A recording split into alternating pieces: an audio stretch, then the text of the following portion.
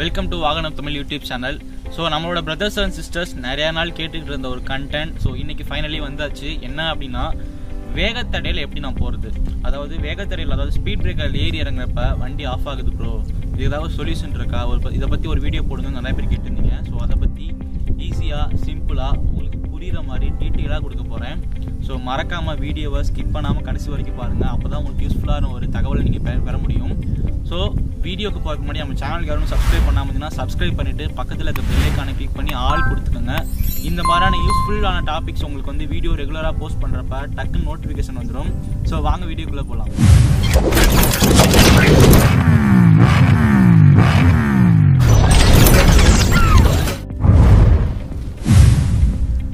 Friends, இப்போ பார்த்தீங்கன்னா நம்ம ஊர்களில் இருக்கிற, அதாவது இந்தியாவில் பேசிக்காக இருக்கிற அதிகமாக யூஸ் பண்ணுற ரெண்டு விதமான ஸ்பீட் பிரேக்கர். ஸோ இது பார்த்திங்கன்னா ஹைவேஸ்லாம் இந்த மாதிரியான ஸ்பீட் பிரேக்கர் தான் இருக்கும். அதாவது லைட்டாக இருக்கும், ஹைட்டு கம்மியாக இருக்கும். இந்த ஸ்பீட் பிரேக்கரில் பார்த்தீங்கன்னா 20 to 25 கிலோமீட்டர் ஸ்பீடில் நீங்கள் போகலாம். நீங்கள் கியர் கூட ஒரு கியர் மேக்ஸிமம் குறைச்சாலே போதுமானது, அதாவது 3 கியரில் போனாலே போதுமானது. ஸோ இதற்கு அடுத்தபடியாக பார்த்தோம்னா நம்ம இன்னொரு ஸ்பீட் பிரேக்கர் பார்க்க போகிறோம். ஸோ இதை பார்த்திங்கன்னா இது நான் வந்து சிட்டிக்குள்ளெலாம் மேக்ஸிமம் இந்த ஸ்பீட் பிரேக்கரை பார்த்துருக்க வாய்ப்பு இருக்குது. ஸோ இந்த ஸ்பீட் பிரேக்கரில் வந்து ஹைட்டு கம்மியாக இருக்கும் அண்ட் சின்னதாக இருக்கும் ஸ்பீட் பிரேக்கர்.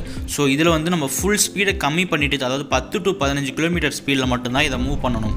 அதாவது ஃபஸ்ட்டு கியர் இல்லைனா செகண்ட் கியர் அதில் மட்டும்தான் இதை மூவ் பண்ணணும்.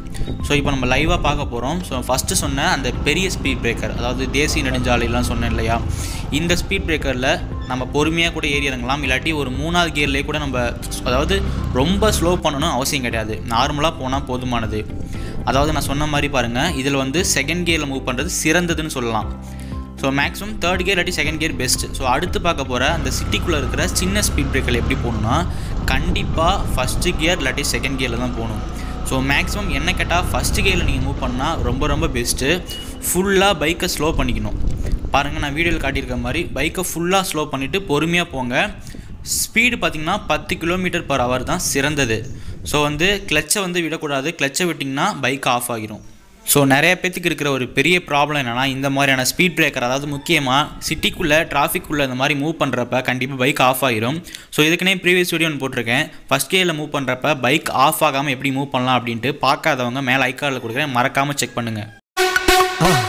மறக்காமல் சர்ப்ரைஸ் பண்ணுங்கள். தேங்க்யூ.